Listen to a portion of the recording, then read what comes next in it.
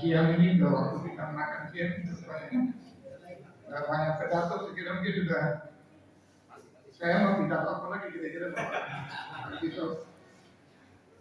Jadi terima kasih sekali. Saya waktu kita bersyukur semua acara dari mulai tadi sampai dengan akhir ini semua berjalan dengan baik bagi korban dan kemudian yang kami hormati Bapak Yusuf. Saya sebut satu persatu lagi Bapak Ibu, Ketua DPD dan Ketua DPD sebagai jenis yang berlanjut yang kami kasihi dalam Tuhan kita Yesus Kristus. Saya berdiri di sini dan saya datang di sini nanti sama dengan saya pulang kampung. Kenapa? Saya 5 tahun bertugas di Sumatera Utara ini. Mungkin ada yang ingat mungkin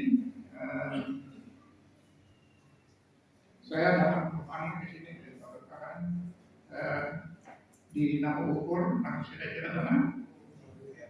Saya komandan batalion di Nama Ukur. Hampir 2 tahun saya sama-sama anak kita di Nama Ukur. Kemudian setelah itu saya pindah ke Kodam di dalam ini apa namanya Kodam 1 di Makodam. Kira-kira sekitar 6 bulan. Selanjutnya saya ditunjuk sebagai komandan Kodim Kota Medan selama 2 tahun. Jadi saya kemarin akan jadi kaget saya karena ini kan daerah wilayah Kodim Medan ini. Dulunya ini banyak sekali tahun masih ada pohon-pohon ini sekarang sudah jadi pohon semua. Kaget saya ini saya di mana? Kalau 98 waktu itu sekarang sudah 2023 jadi sudah jadi luar biasa betul perubahan yang terjadi. Saya punya istri juga pendeta dan kami dikaruniai 4 orang anak dan saya sudah punya 3 orang cucu. 2 masih belum nikah dan semua sudah mempunyai tanggung jawab punya pekerjaan mereka masing-masing. Dan setelah pindah dari melaksanakan tugas di Kodim ini, saya langsung dipulangkan ke Ambon. Di Ambon saya jabat sana sebagai kepala staf Korem di Ambon. Kemudian saya datang sana ketemu lagi orang Batak sana lagi. Komandan saya itu 2 orang Batak, Pak Aron Sambunan, Pak Siwapin. Jadi sudah dari Batak karena ada 2 Batak lagi di sana lagi. Dari sana saya kemudian ditugaskan di Kodam 16 waktu itu. Jadi sampai saya pensiun di Kodam di Kodam 16 sebagai kepala staf Kodam 16 waktu itu. Dan setelah selesai dari sana saya sempat di PT Freeport Indonesia kurang lebih 3,5 tahun. Dan saya kira tentara yang bisa masuk di Freeport jarang kan terjadi. Dan 3,5 tahun bertugas di Freeport sebagai kepala kantor PT Freeport Indonesia di Kota Jayapura untuk berurusan dengan para pesepeda yang ada di sana dan juga administrasi Freeport. Apabila mau ada ekspor dan sebagainya semua itu dari Jayapura semua, mulai dari pajak sampai izin dan segala macam di Jayapura. Saya 3,5 tahun kemudian di Jayapura karena saya pernah di Ambon selama tugas di Ambon. Tiba-tiba datang orang Ambon, ketua DPD PDI Perjuangan dari Ambon. Pak Karel sekarang harus kembali ke Ambon. Saya mau kembali ke Ambon. Saya udah di sini sudah punya gaji sudah luar biasa besar, jabatan dan sebagainya. Tapi akhirnya saya harus kembali Pak ya, untuk membangun kembali Maluku karena Bapak Ibu ingat bahwa Maluku ini pernah mengalami suatu masa yang luar biasa, yaitu terjadi kerusuhan di Maluku pada tahun 99 waktu itu. Kebetulan saya sedang korem waktu itu di sana, dan masyarakat melihat kinerja yang saya kerjakan di sana, dan mereka minta supaya saya kembali lagi untuk dan semua pergumulan ini kita dengan keluarga juga tadi Pak Imam ada ibu di belakangnya. Tanpa ibu, tanpa istri kita tidak akan bisa berhasil. Dan puji Tuhan, saya bisa memimpin kembali Maluku 10 tahun sebagai gubernur Maluku. Jadi Bapak Ibu dan saudara semua, saya pernah di Maluku, saya lihat kondisi yang ada di sana pada saat ini. Tahun 98 malam itu, saya sampai di atas ke gunung, sana gunung sekarang lagi keluar asap. Saya sudah sampai ke Aceh, saya sudah keliling semua Pak ini, dan saya bisa melihat sendiri kondisi khususnya tempat-tempat kita yang ada di Indonesia. Dan saya bertugas di Papua selama hampir kurang lebih juga 12 tahun juga. Di Papua juga sama, apalagi di Maluku. Sampai saat ini listrik belum nyala di Maluku. Apalagi yang kita sekarang baru ini harus ada internet dan sama, tidak ada internet karena kita kan mana masyarakat mau bisa berkembang, terutama jemaat-jemaat kita yang berkembang untuk bisa memajukan mereka. Inilah yang merupakan keprihatinan saya sebagai gubernur Maluku. Saya keliling seluruh Maluku juga selama 10 tahun. Saya bisa melihat bagaimana penderitaan rakyat di sana.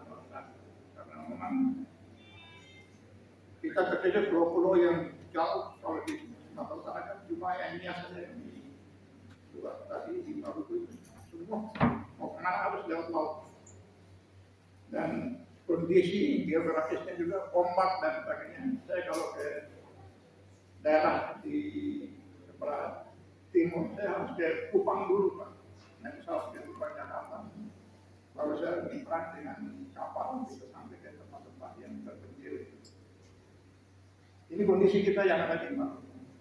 Atas semua yang saya alami, saya lihat ini, maka kita coba merancang satu organisasi yang Sentra Kristen Indonesia ini. Sentra Kristen Indonesia yang kami sudah punya legalitas, kami punya akte pendirian, dan juga kita juga sudah membentuk yayasan sentral harapan bangsa dari Sentra yang akan mewadahi semua kegiatan-kegiatan dari pendidikan, kesehatan, dan ekonomi kreatif. Dan ini masih proses berjalan terus. Mudah-mudahan ini akan menjadi satu lembaga nanti yang akan bisa mensejahterakan umat kita di Indonesia, khususnya di daerah-daerah kampung-kampung Kristen yang masih berada dalam 3T yang tertinggal, terisolir, bahkan termiskin. Begitulah Sentra Kristen Indonesia ini merupakan organisasi masyarakat Kristen dengan visi menjadi wadah organisasi untuk mensejahterakan umat Allah demi kepentingan bangsa. Pelayanan bersama ini mengemban misi kasih. Tadi saya kira kita sudah dengar banyak dari Bapak Bishop tadi yang memberikan firman kepada kita tadi. Tanpa kasih kita tidak akan bisa melaksanakan tugas panggilan tanggung jawab ini. Bapak Bishop, kita awal pembentukan Sentra Kristen Indonesia ini setelah masuk, banyak yang mungkin tidak mempunyai kasih, tidak mempunyai ini, mundur dengan ini Pak, dengan tertib karena apa? Melihat visi misi kita ini, mereka sudah tidak mampu lagi untuk bisa bekerja kalau tanpa tanpa dana dan sebagainya. Kalau ini organisasi politik, saya kira sudah banyak orang yang datang ke situ. Nah, begitulah dengan saling membantu dan mewujudkan kasih Kristus, kita memberikan kontribusi bagi tegaknya eksistensi negara kesatuan Republik Indonesia. Jadi kita ini bekerja untuk kepentingan bangsa dan negara. Dan berdasarkan Pancasila dan Undang-Undang Dasar 1945 seperti apa yang tertera dalam anggaran dasar dan anggaran rumah tangga tentang Kristen Indonesia ini. Sebagai warga negara yang baik, kita harus patuh dan taat pada pemerintah. Karena pemerintah berasal dari Allah. Roma 3:13 ayat pertama.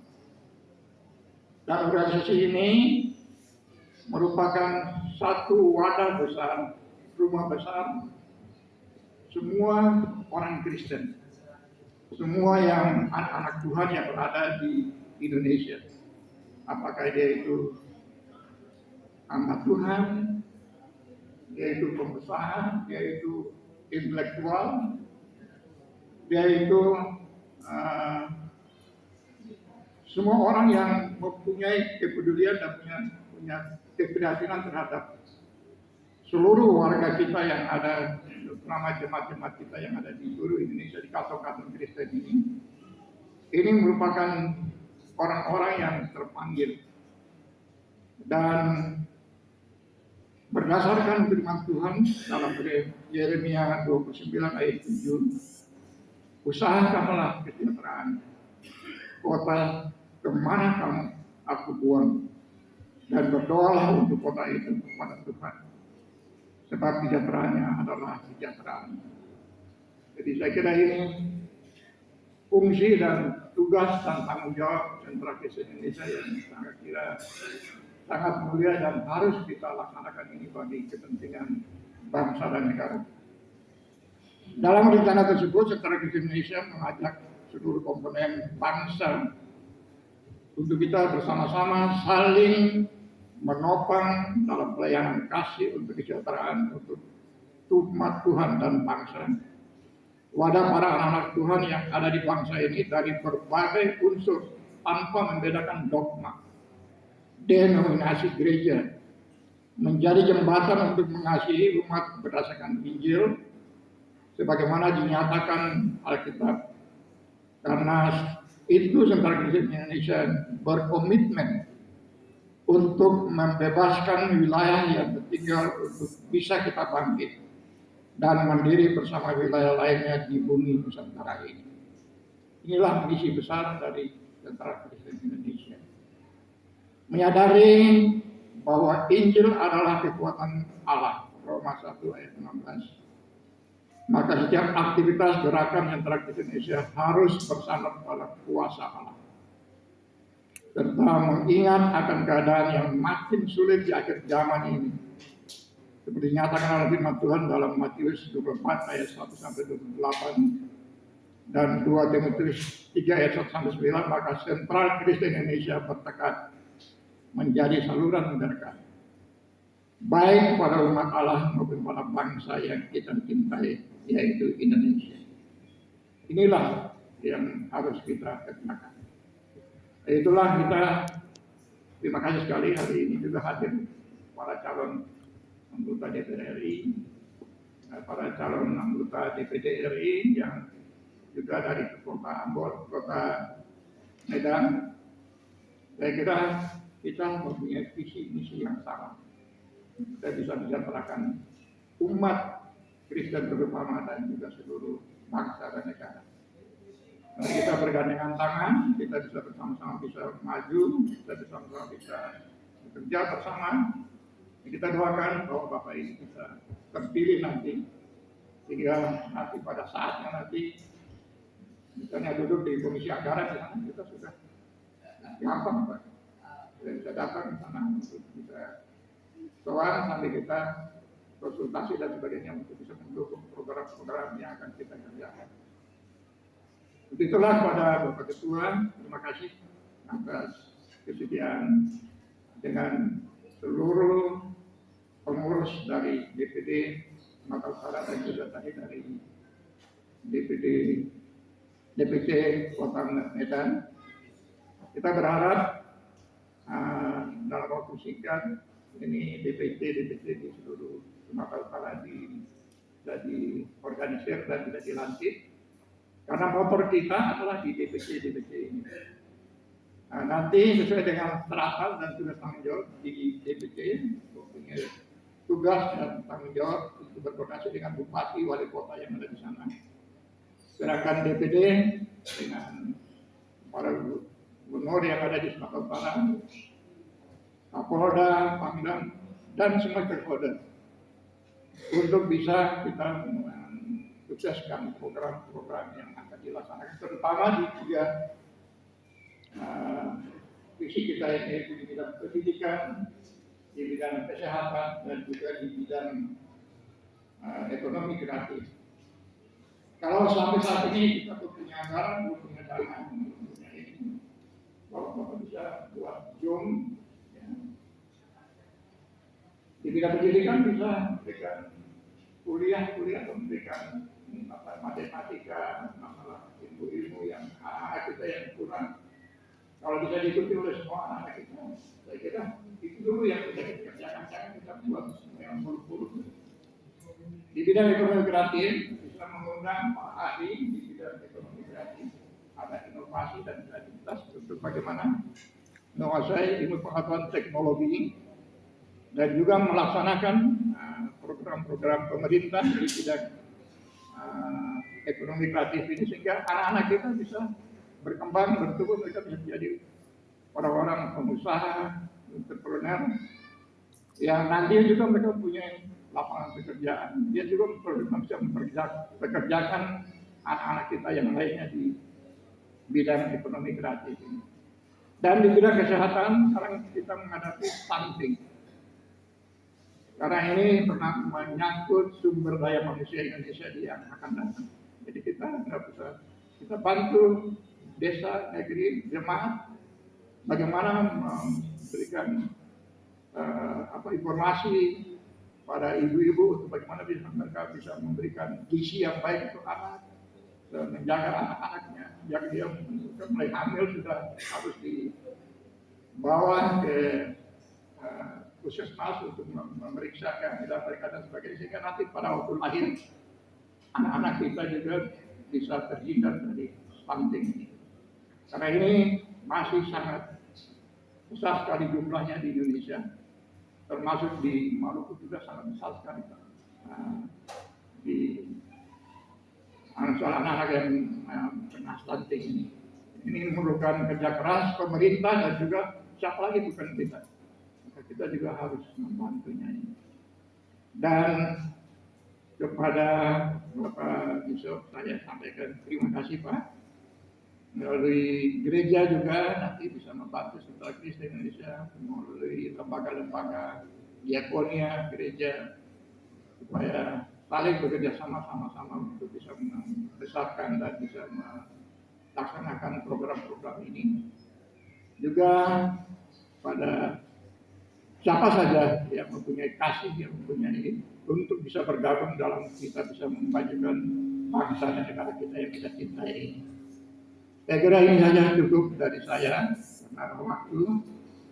Kiranya Tuhan yang punya kuasa dan kemuliaan memberkati pengurus yang baru saya kami lantik, memberkati Bapak Ibu semua sekalian dalam panggilan tugas dan tanggung jawab masing-masing.